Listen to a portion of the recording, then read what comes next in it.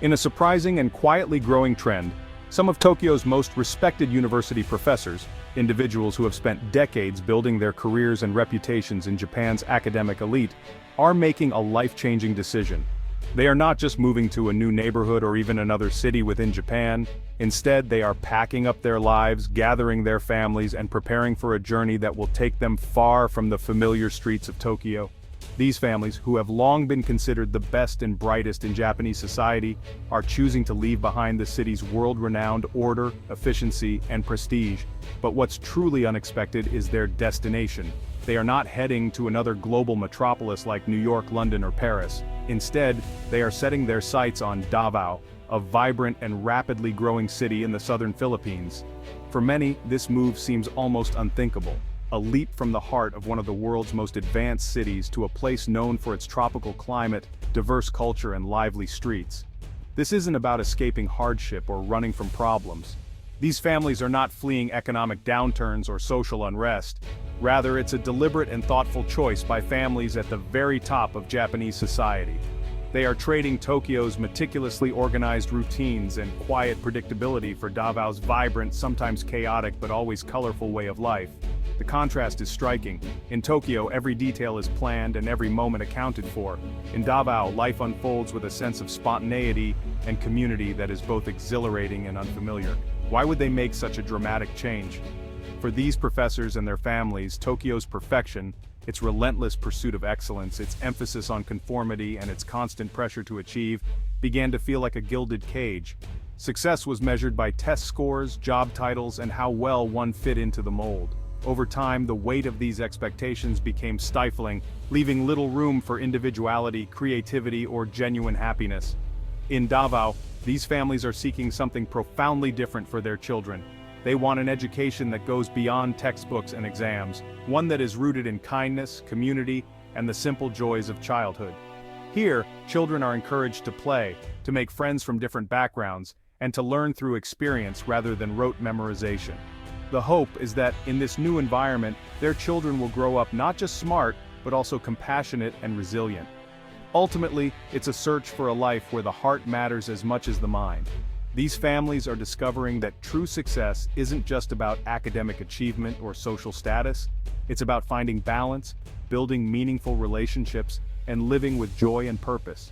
In Davao, they are finding a new home, and perhaps a new way to define what it means to truly thrive. Professor Hiroshi Nakamura had everything he'd ever worked for: tenure at a prestigious university, the respect of his peers, and a reputation as a leading mind in his field. His days were filled with lectures, research, and the quiet satisfaction of academic achievement. Colleagues greeted him with deference, and students sought his guidance, eager to learn from a man who had seemingly mastered the art of success. He and his family lived in a comfortable apartment in the heart of Tokyo, surrounded by the hum of the city's endless energy.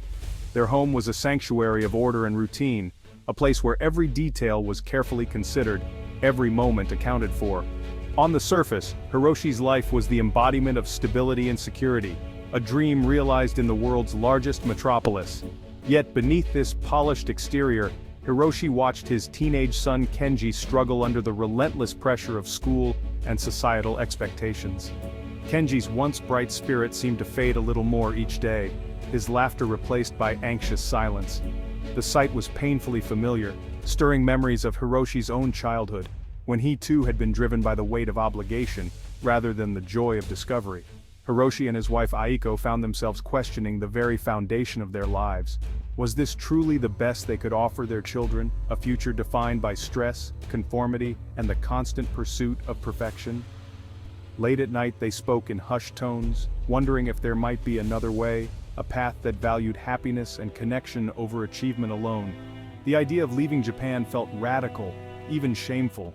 It was a thought that lingered at the edges of their conversations, unspoken but ever present. But then, a colleague shared stories of his new life in Davao, a city in the Philippines where he had found unexpected joy and fulfillment. The tales of laughter, community, and a slower pace of life planted a seed in Hiroshi's mind, a seed that began to grow with each passing day. The allure of a life defined by warmth and genuine human connection grew stronger.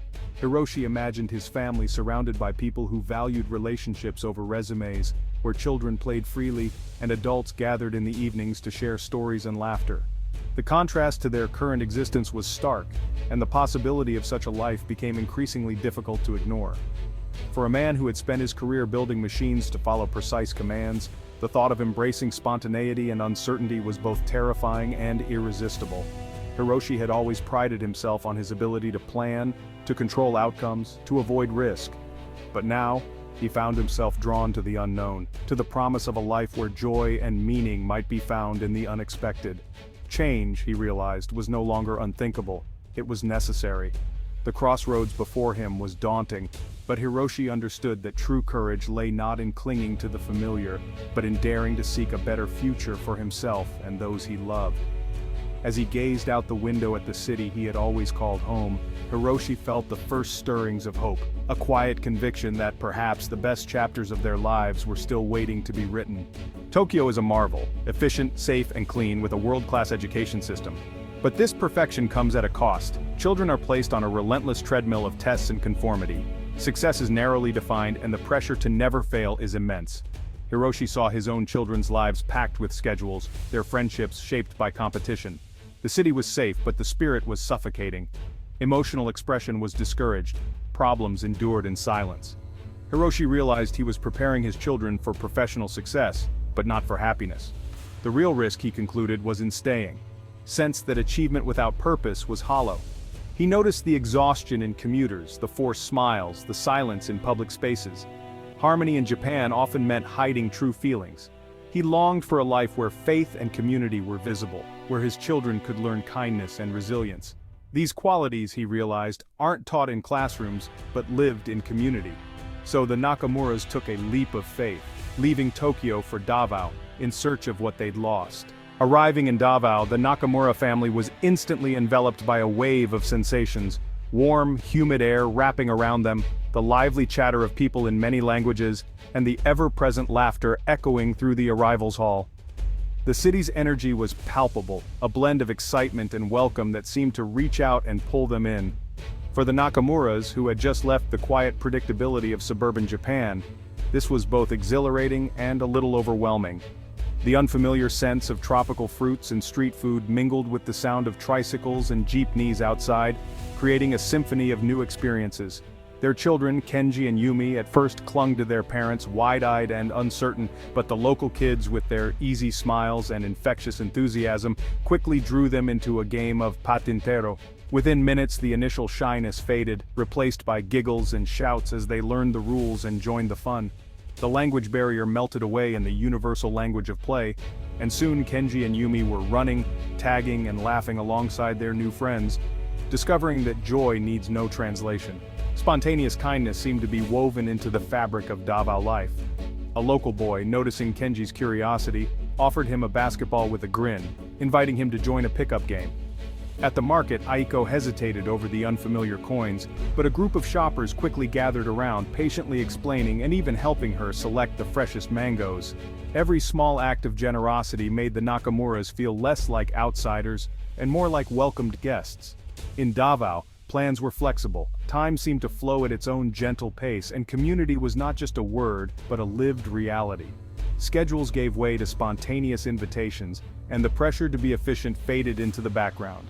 People lingered over conversations, shared stories, and made room for newcomers at every table. The Nakamuras found themselves swept up in this rhythm, learning to let go of rigid expectations and embrace the present moment.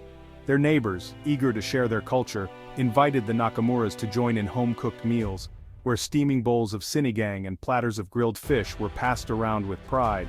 Taxi drivers became impromptu tour guides, pointing out hidden gems and sharing stories about the city's history. Every question the Nakamuras asked was met with patience and genuine warmth, and every act of curiosity was rewarded with a new connection. Slowly, the family's initial reserve began to melt away. The walls they had built to protect themselves in a foreign land softened with each shared meal, each friendly conversation, and each moment of laughter. They found themselves opening up, eager to participate, and grateful for the sense of belonging that grew stronger every day. In Davao, the Nakamuras discovered a world built not on efficiency or strict schedules but on connection, hospitality, and the simple joy of being together.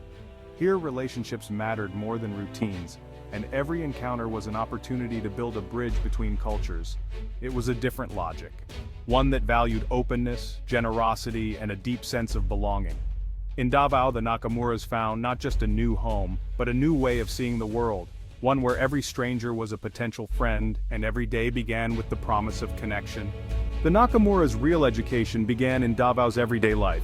At church, faith was a joyful, communal celebration, so different from Japan's private spirituality. On jeepneys, personal space vanished, replaced by shared journeys and unspoken trust. At the market, vendors added gifts to their purchases, building relationships, not just transactions. During fiestas, strangers became friends and every home opened its doors. Community wasn't an idea, it was lived, noisy, and delicious. The children learned generosity, resilience, and joy from their new neighbors. The family discovered that happiness was found in small, shared moments. Hiroshi saw stark contrasts between Tokyo and Davao. In Japan, childhood was preparation for adulthood, structured, competitive, and optimized. In Davao, childhood was to be enjoyed, shaped by community and play. Happiness in Japan was a distant reward. In Davao, it was a daily practice. Japanese children were brilliant but anxious. Davao's kids were resourceful, expressive, and resilient. Here, education was for life, not just for a living. Hiroshi realized his children were learning what truly mattered. Kenji shed his anxiety, spending afternoons outdoors, his identity no longer tied to grades. Yumi blossomed, joining dances and finding confidence in the warmth of her new community. Aiko found purpose, joining groups, learning new skills, and building friendships.